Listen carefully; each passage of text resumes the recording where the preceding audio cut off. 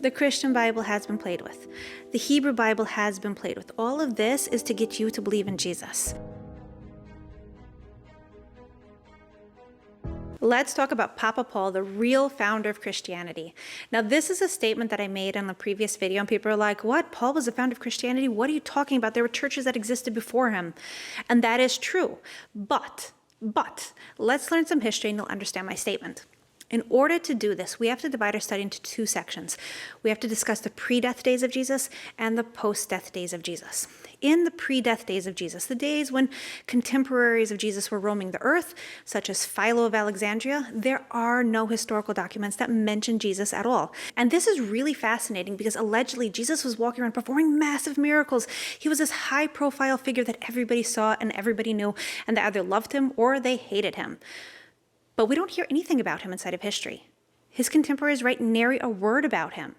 Moreover, Josephus, the main historian of the era who lived right after Jesus, didn't write a single word about him. Now, of course, there are going to be people come along and say, yes, Antiquities, book 18. There he writes about Jesus being the Messiah. And here's the interesting part. Everybody agrees that's a later interpolation. And what's really interesting is that we can actually trace it back to the period of time when it was interpolated. Here's the interesting part. Origen, an early church father, loved Josephus and he quoted him left and right. And yet, Origen never mentioned the part in Antiquities 18 that says that Jesus was the Messiah. Now, if Origen was a church father who believed in Jesus and he loved Josephus and he quoted Josephus, why would he not quote this part? The answer is that it did not exist. Moreover, in his commentary to the book of Matthew, Origen says very clearly that Josephus was not a believer in Jesus. He didn't believe that Jesus was the Messiah. The first time we're going to start seeing this passage appearing is in the times of Eusebius in the 4th century. Now, Eusebius was known as the father of church history, and he was also known as the pious fraud. People who look back at his writings, they say, this guy was just making stuff up left and right. And moreover, in his book in preparation for the Gospels, he actually seems to advocate for lying in order to bring people to the cross. This is very consistent with Pauline theology, where Paul is saying that to the Jew he became like a Jew in order to win the Jews. Even though he's not under the law, he became like one under the law. Why? In order to win some. This idea of manipulation is so baked into Christianity. You have translators who went back and they manipulated the Hebrew Bible. They took things out of context. They told you that verses mean something that they don't mean at all. If you study the grammar, if you study the Hebrew, you see that, unfortunately, you have been lied to left and right, up and down, all over the place. This is how it works. Christianity is one big scam. I'm sorry if that's painful to hear. I want you to know the truth. I care about you.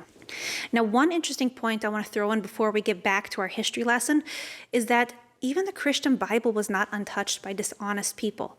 You see, people think that Christianity was monolithic, that everybody believed the same thing, and that the Christian canon you have today is the Christian canon that they had back in the times of Jesus or right after the times of Jesus. That is not true.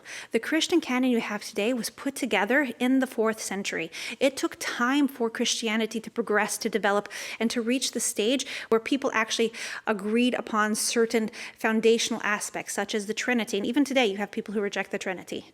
But the point I want to bring out here is that even the Christian Bible was manipulated in order to make you believe whatever later Christians wanted you to believe. Let me give you a few examples. In 1 John chapter 5, verse 7 and 8, there is the famous mention about 3 who bear witness.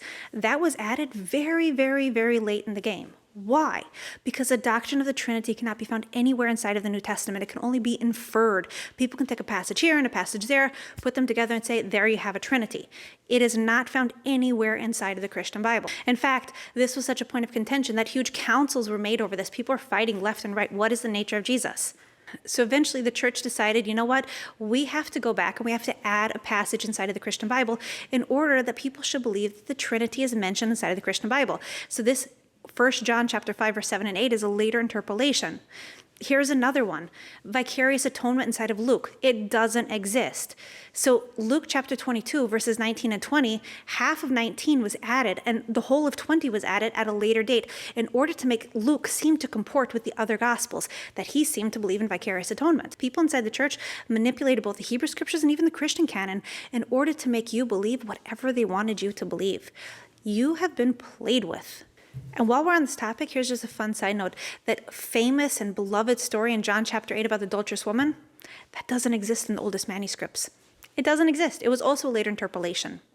Anyways, let's get back to our history lesson. So the pre-death days of Jesus, we have no historical mentions, not Christian and not non-Christian. We have absolutely no idea what the earliest followers of Jesus actually believed.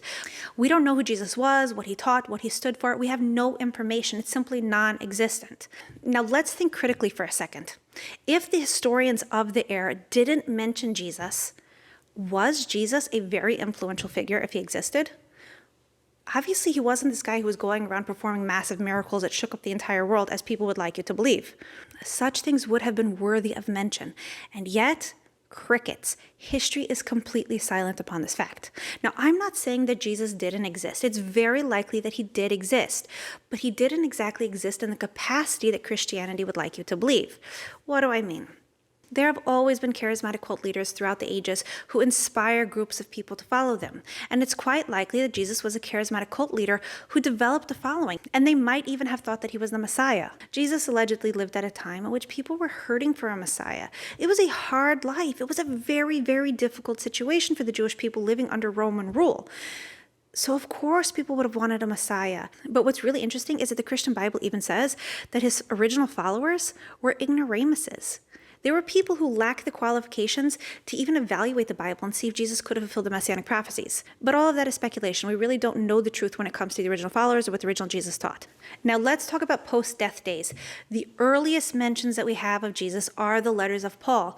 The same Paul who said he had this blinding revelation on the road to Damascus, and he came to know the grand mystery about exactly who Jesus is, and he tells you that there's this new salvific method for mankind, and that the law is done away with, and that you should believe him. Paul laid the foundation for what is modern-day Christianity. Now, what's really interesting to note is that people think that Christianity today is a Christianity of Jesus' time. But like I said, originally, the original group, we don't know anything about. But in the era that followed that, when writing started to appear, we do know that there were multiple streams of Christianity that had very disparate views. You had people like the Ebionites who believed that Jesus was completely mortal. He was not God in any form. And then you had people like the Marcionites who thought that Jesus was totally a God. His body was just an apparition. He never really died. He never really did anything physical. There were so many different views. There were the Gnostics who believed that Jesus was one in a pantheon of gods. You had all different sorts of views, and nothing was monolithic. You have to realize the Christian canon was not compiled until the 4th century. People didn't have the writings to rely upon. And one thing that's very fascinating is that we can actually see the way Christianity progresses if we stop and we look at the books in the New Testament in their chronological order. We can start with the writings of Paul, and we can see that he has one Christology. And we can see Mark, for instance. Mark is the least embellished book. It contains no virgin birth narrative. And it definitely doesn't speak about Jesus as being the highest category of God. Whereas if you go along and you add in Matthew and Luke, and then you add in John, you can see there's a higher and higher Christology being presented. The mythology is accumulating layers as you go along. Now, this topic about the Christian canon, I want to touch a little bit more on because it's so important. People look at their New Testament today and they just try to reconcile all the different passages, but you have to realize that all of these books were written by authors who had different theologies, completely different theologies, and a lot of them are not reconcilable. Now, one of the things that people try to do to bolster Paul, they say that he really was a Torah observant Jew. And you have to look over to Acts where you see that, Paul took a Nazirite vow, and look at Acts 15 where there's a Jerusalem council and everybody was on the same page. And they're all talking about, not eating food that's offered to idols. But hello, this is not consistent with Paul's writings. And Paul's writings all over the place, Romans 14, Colossians 2, 1 Corinthians 8 very specifically, he says it doesn't matter what you eat. And in 1 Corinthians chapter 8, he says very, very clearly, he says that if you know that something was sacrificed to an idol, then it's not an issue. You can eat it. But you have to be careful that, people who are weaker than you, they shouldn't take a lesson from you because to them it's considered sin. Paul was not on board with the Jerusalem Council. The whole book of Acts was written to try to bolster Paul, make it seem like he's on the same page with everybody, because Paul was fighting with everybody left and right. He did not get along with other people. At the end of the day, there was no monolithic Christianity in the early days, and there still is not. Christianity was constantly evolving. They had to hammer out issues about the Trinity. People didn't know what to believe, and it's something that they were fighting over, and they were killing each other over. You're not even going to get to the idea of the Trinity until the 4th century, when they finally hammered out the nature of Jesus and God and the Holy Spirit between 325 CE at the Council of Nicaea and 381 CE at the Council of Constantinople. The Christian Bible has been played with. The Hebrew Bible has been played with. All of this is to get you to believe in Jesus. All of this is to bolster the church movement. It is a religion of lies, and I hope that you're sick and tired of being lied to and you just want to get back to the truth. It is unbelievable how people just add layer upon layer of lies. You don't want to live this way, I guarantee you.